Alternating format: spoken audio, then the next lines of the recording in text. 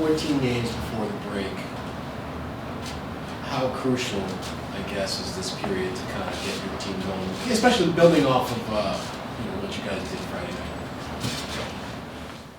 So by nature of, with every game that ticks off the calendar, games take on a heightened level of importance because the runway gets shorter. And so we're trying to maximize every opportunity we have in front of us. So, you can look at a block of games however you want and suggest that it's an important stretch. And my answer to you would be yes. For all of those reasons. Is there any heightened awareness or urgency just because you know that by the time you get to March 6th for the trade deadline, decisions are going to need to be made and the team wants to declare itself as being in the mix in the lead up to that? Of course.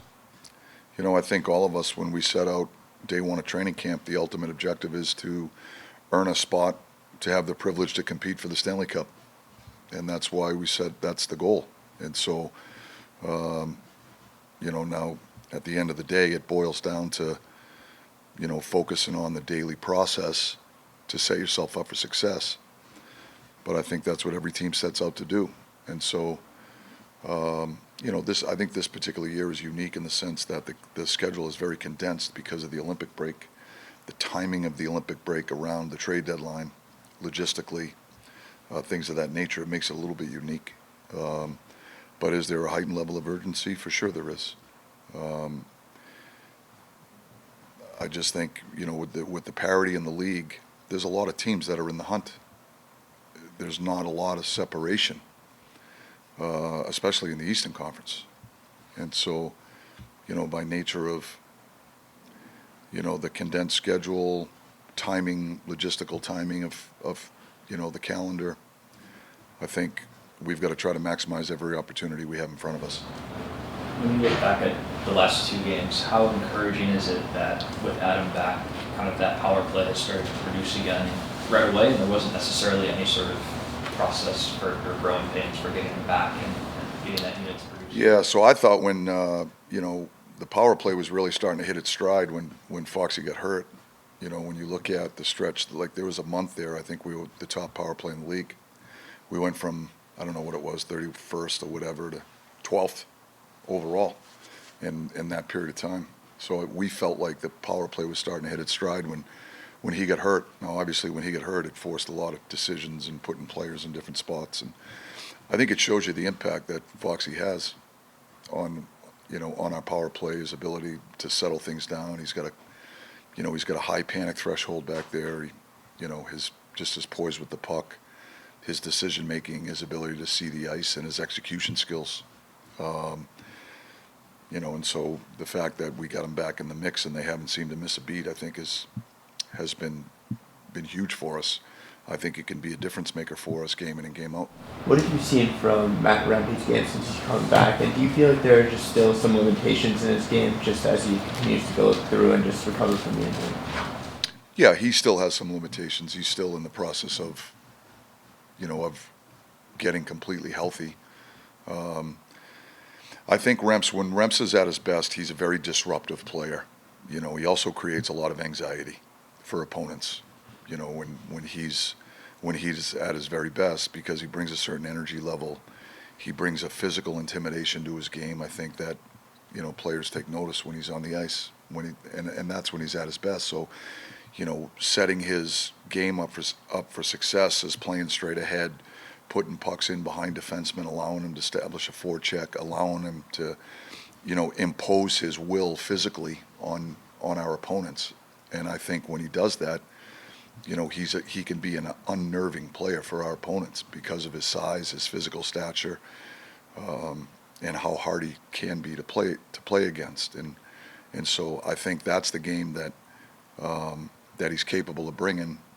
And I think he's had elements of it where it's been very evident, and other times when it hasn't. What we've talked with Rems a little bit more about is just how to build more consistency around that. And some of it is his line in general, just making good decisions with the puck through the neutral zone, for example. If you don't put pucks in behind defensemen, you don't allow him the opportunity to do what he does best. if you turn pucks over, you don't manage the puck the right way, you end up having to defend in your end as opposed to playing on your toes and, and giving a guy like Remps the opportunity to, impose his will on the game. And so, those are some of the conversations we've had with him, but he can be a very disruptive player for our opponents.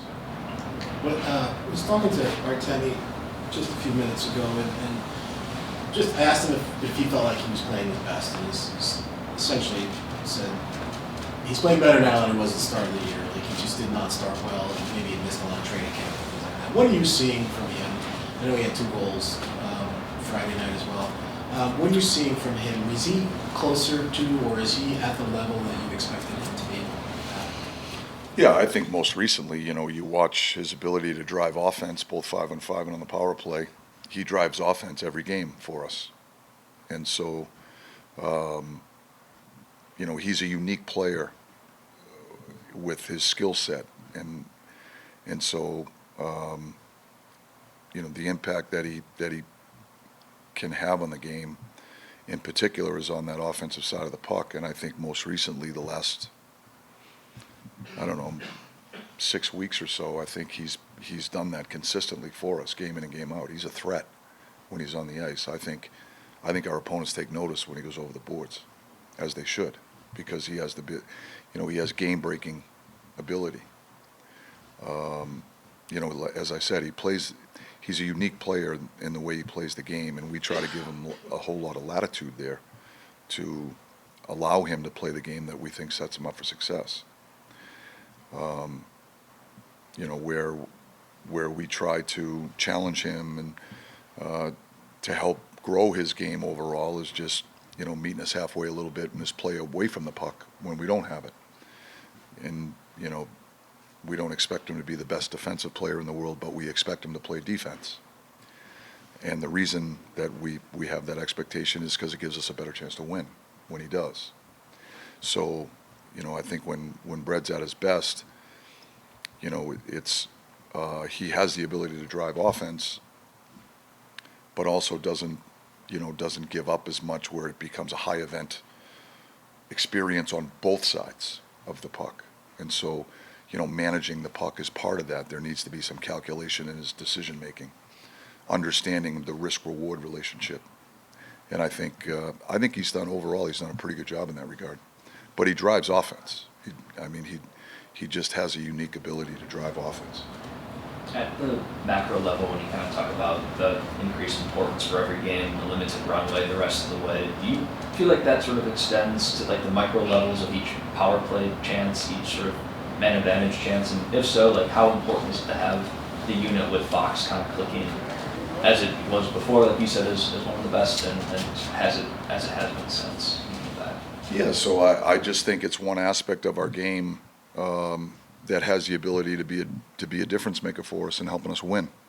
The last game's a perfect example.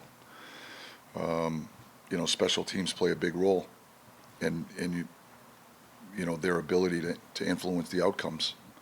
And so, when our power play's clicking, and I think Foxy is a really important part of that. He's an elite power play defenseman. His ability to see the ice, his poise with the puck, his panic threshold. He doesn't throw pucks away. Just his ability to hold on to a puck, to move laterally, to scale the blue line, change his angle, opens things up for himself and others. And I think that's what makes him unique. That's why he's such a difficult player to replace up there when we don't have him. So I don't think there's any doubt, that the power play is can be a difference-making aspect of our overall team game. And, the most recent games are evidence of that. What had you heard about Dowling and Lee, that led to those 2 guys in particular getting a call up? And you seen anything? Dowling obviously played Friday night as well. What have you seen from them? Yeah, well, Dowles is obviously a center iceman, and when Lobs went down, we're limited with the amount of guys that have a comfort level at the center ice position.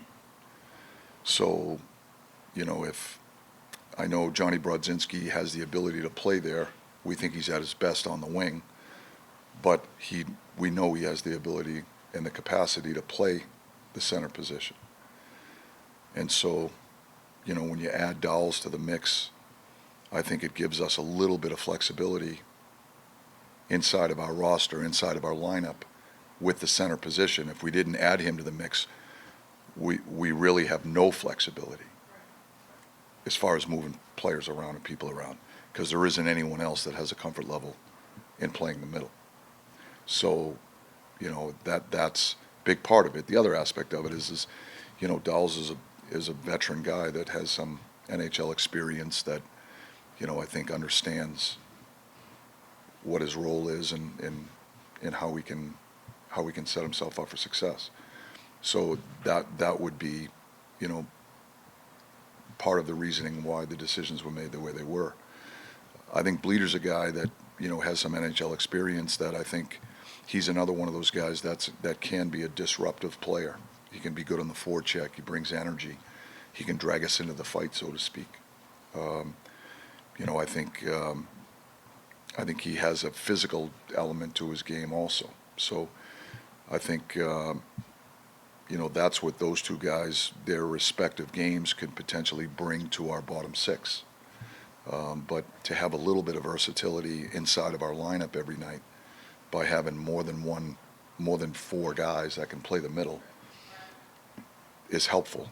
You know, if one guy gets hurt, if one guy's in the penalty box, if we lose a player for an extended period of time, you know, that can get thin fast if you don't have a little bit of flexibility inside the lineup every night. I don't mean the roster with guys that aren't playing. I'm talking about inside the lineup of 12 forwards that are going to dress on a given night.